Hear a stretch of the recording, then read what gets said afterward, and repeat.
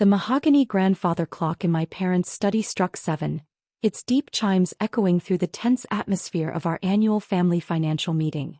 I sat in my usual corner, wearing my intentionally modest blazer from a mid-range department store, watching my older brother James dominate the conversation about his latest business ventures.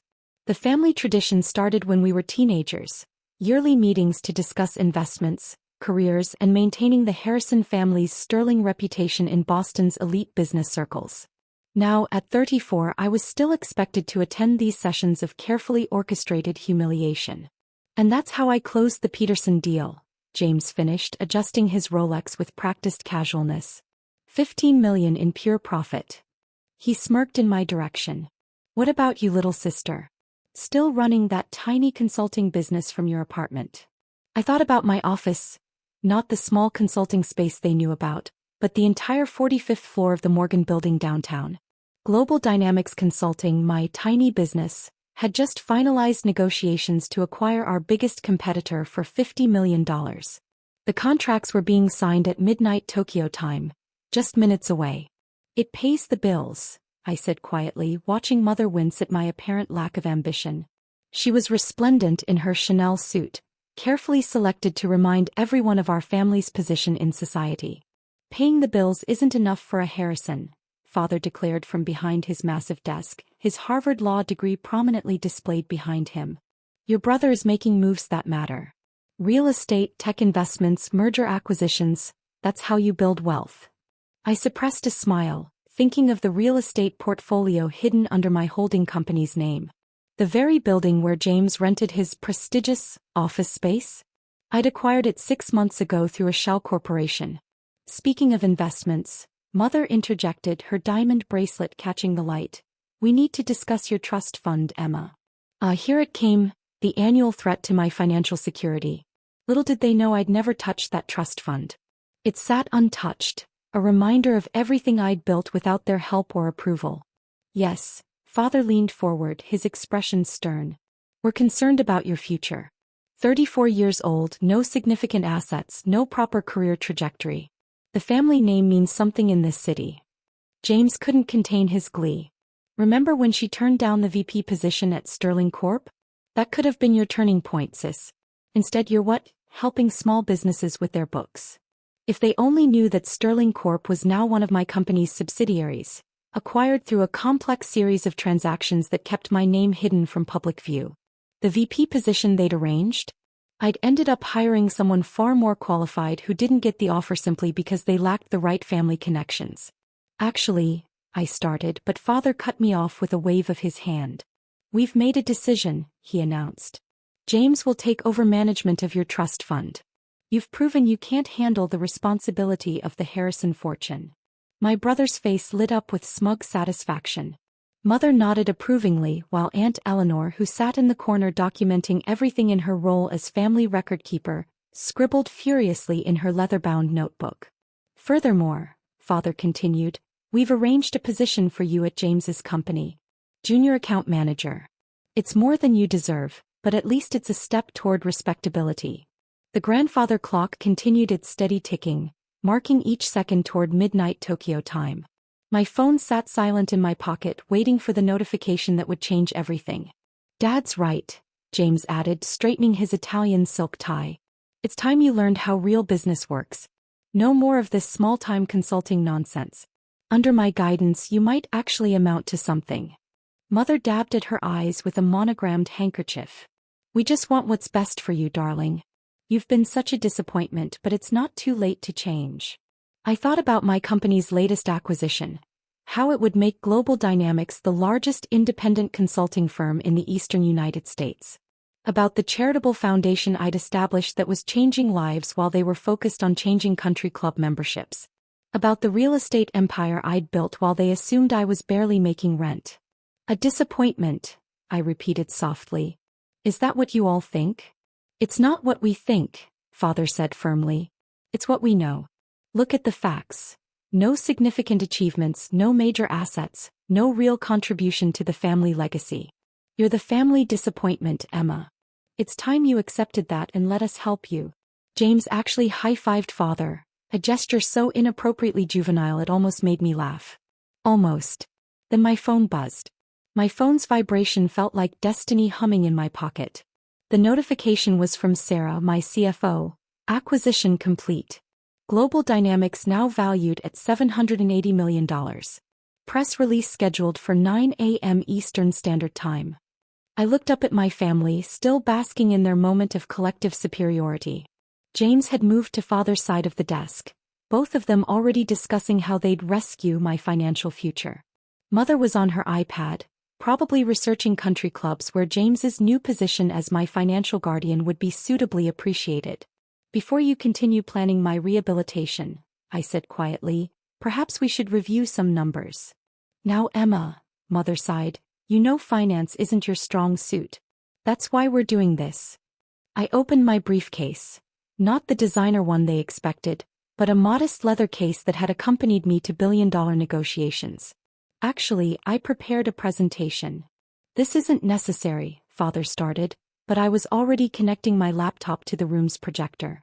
The familiar Global Dynamics logo illuminated the wall, causing James to snort. Your little consulting company? Please Emma, this is embarrassing. I clicked to the first slide.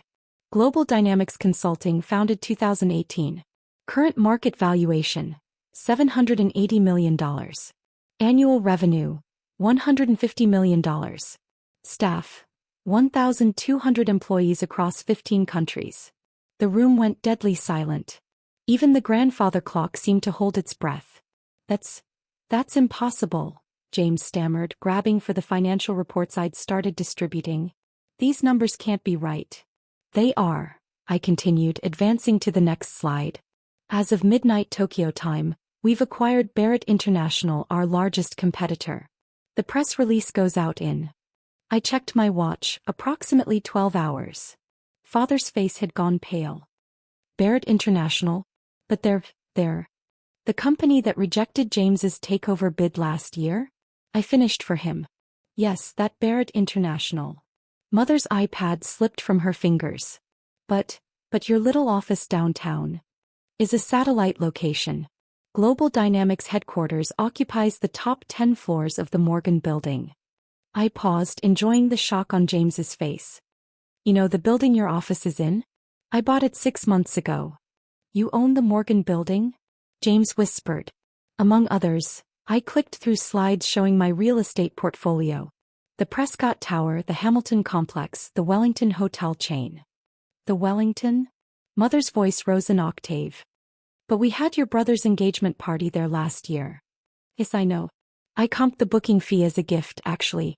Not that anyone noticed. Father had found his voice again, though it shook slightly. Why didn't you tell us? Tell you. I laughed softly. When? During the family meetings where you called me worthless? The dinner parties where you introduced James as our successful child, and me as our other one? Or maybe during the countless lectures about how I was destroying the family name. I stood up, smoothing my intentionally modest blazer. Did you know that Forbes is running a profile on me next month?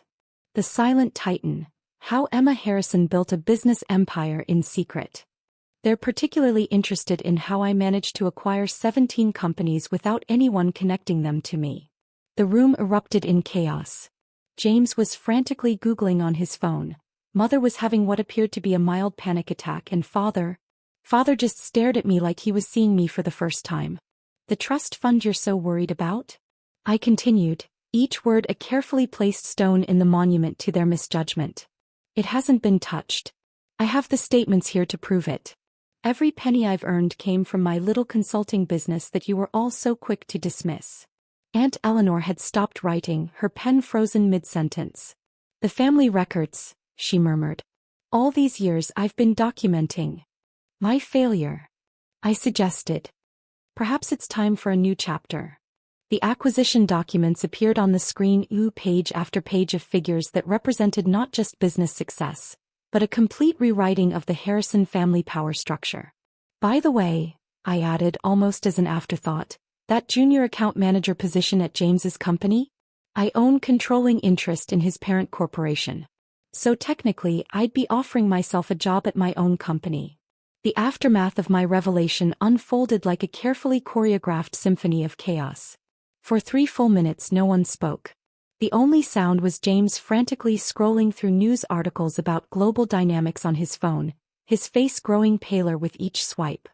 30 billion in managed assets, he whispered, his voice cracking. International expansion into 15 markets. Strategic acquisitions valued at, oh God. Mother had sunk into her favorite armchair, her perfectly manicured hand pressed against her throat. But your apartment in Brookline, your second-hand car. A deliberate choice, I explained, pulling up more slides. While you were all focused on appearances, I was building something substantial. That modest apartment, I own the entire building. The second-hand Volvo? I have a collection of luxury vehicles I never use. Appearances, as you taught me, can be deceiving. Father stood up suddenly, his chair scraping against the hardwood floor. The Anderson merger last year. That was you? The one you advised James against pursuing because it was too ambitious? Yes, that was me. Through a shell corporation, of course.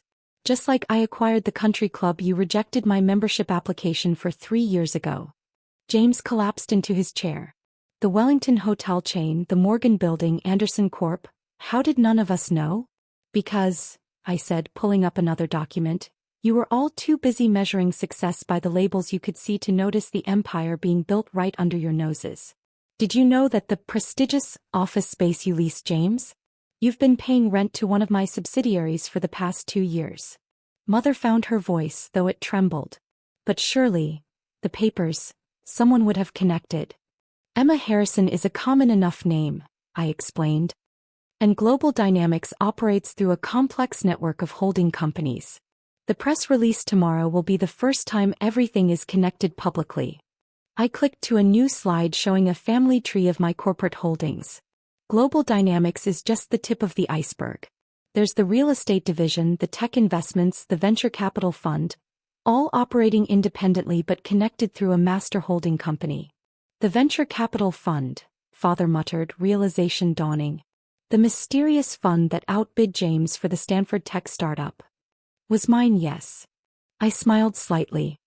Just like the investment firm that acquired his main competitor last month. Though I did give him a fair price, family discount you might say. Aunt Eleanor had finally resumed writing, her pen practically smoking across the pages. This will change everything, she murmured. The family records will show that while one sibling was being praised for his modest successes, the other built an empire in silence. I turned to face my brother directly. How much did you make on the Peterson deal, James? 15 million, was it? My company's charitable foundation gave away more than that last quarter.